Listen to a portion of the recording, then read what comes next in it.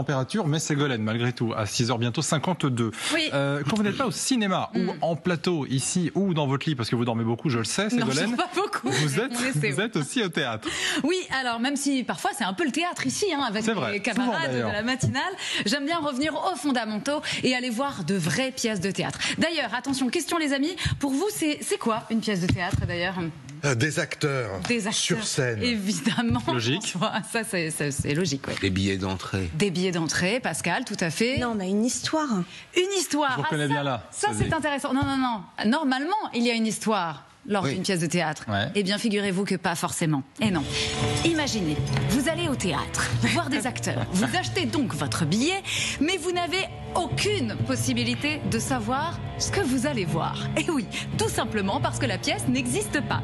C'est un concept, celui du théâtre d'improvisation.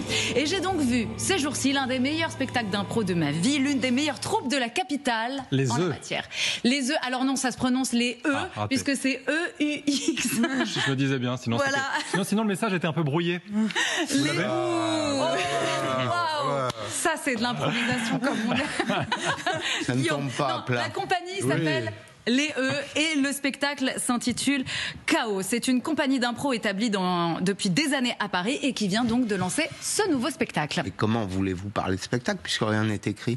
Ça, je reconnais bien votre esprit cartésien, Pascal. Non, c'est vrai, je vais répondre à cette question. Alors, c'est vraiment un spectacle, et précision, ce n'est pas un match d'improvisation, puisque vous savez, les matchs c'est pas une battle, comme on dit. étaient florès. Oui, en fait, c'est sous cette forme qu'est arrivée l'improvisation en France dans les années 80. Ça nous vient du Québec, et au départ, l'improvisation, effectivement, c'était des matchs d'impro entre plusieurs troupes qui s'affrontaient comme des battles, effectivement. Non, ici, c'est le public qui décide du contexte de l'histoire, du lieu, de l'époque, que les spectateurs proposent en début de spectacle aux comédiens. Regardez. Vous cherchez un lieu qui comprend ces 3 lettres, PCA. Et oui, c'est à vous de bosser. Alors un lieu. Picardie. Picardie. Alors la Picardie, c'est vachement bien, mais c'est un peu vaste. Un parc, ok. Un parc Le parc de Picardie. Le parc de Picardie, voilà, un personnage. Est-ce que vous pouvez avoir un personnage célèbre, s'il vous plaît? Non, un personnage célèbre, n'importe lequel. Jules Verne. Jules Verne, le parc Jules Verne, en Picardie, ce sera donc l'inspiration de ce spectacle. Voilà, et à partir de là, sans se concerter, voilà, chacun des 3 comédiens s'improvise dans un personnage. Oui. Mais ça veut aussi dire que dans certains cas, le public a le droit d'être un peu sadique. Mais complètement, mais c'est ça qui est très drôle. Oui, voilà, vous pouvez vraiment dire ce que vous voulez. Et en fait, ce qui est génial, c'est que les comédiens s'approprient du coup ce qui est proposé dans le public. Ils vont créer des personnages, raconter leur histoire, créer des flashbacks en live devant nos yeux pour comprendre le passé de chaque personnage dont l'histoire s'écrit en direct. C'est un spectacle de plus d'1 heure sur une histoire donc complètement inventée. Et alors l'un des grands principes de l'impro, je ne sais pas si vous le savez, c'est qu'il ne faut jamais dire non. C'est-à-dire par exemple que si nous étions en improvisation là et que je vous disais François que votre plus grande passion par exemple ce sont les kangourous roses, eh bien vous ne pourriez pas me dire non. Non, c'est pas faux par ailleurs.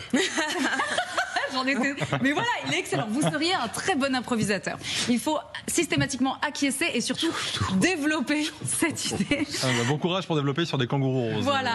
Et donc, c'est ce qui s'est passé lorsque l'un des improvisateurs, lors de cette représentation, demande à sa camarade sur scène si tu n'as pas eu d'enfant, c'est parce que tu es stérile. Et bien voilà ce qui se passe. C'est ça? T'es stérile ou t'as pas trouvé quelqu'un? Non, je suis stérile, Bernard. Quand je crie la nuit, au secours, je suis stérile, c'est vrai. Il voulait des enfants, qui disaient. Plein d'enfants. Gisèle, je te trouve absolument formidable. Tu es l'amour de ma vie. Ne me dis pas, Gisèle, non! Ne me dis pas que tu es stérile!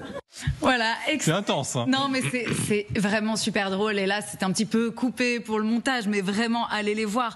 Chaos, extrait d'une version donc que vous ne verrez jamais, puisque chaque représentation est unique. Chaque soir, l'histoire est différente. C'est absolument bluffant. On se demande parfois un petit peu où ça va, mais ce qui est dingue, c'est qu'en 1 heure, chaque comédien parvient à boucler chaque arche narrative lancée. C'est absolument brillant. Et du coup, c'est où et c'est quand? Alors, c'est les lundis, mardis soirs à la Comédie des Champs-Élysées à Paris. Puis ils partent en tournée dans quelques jours. Ils seront seront à Lyon en décembre, à Bordeaux en janvier. Et surtout, la compagnie donne des ateliers d'impro partout en France. Dans 10 jours, ils seront à Angers et Toulouse, en décembre à Chalon-sur-Saône, puis un petit peu partout en France l'année prochaine. Et François Clémenceau aussi dispose des cours d'impro, n'est-ce pas François? Oui, avec des kangourous. Avec des kangourous roses. Bref, Aguette et Depré, retenez bien, leur nouveau spectacle s'intitule Chaos. Ça, je les mets dans ma poche. Avez-vous commencé avec la panthère? Voilà. Rose.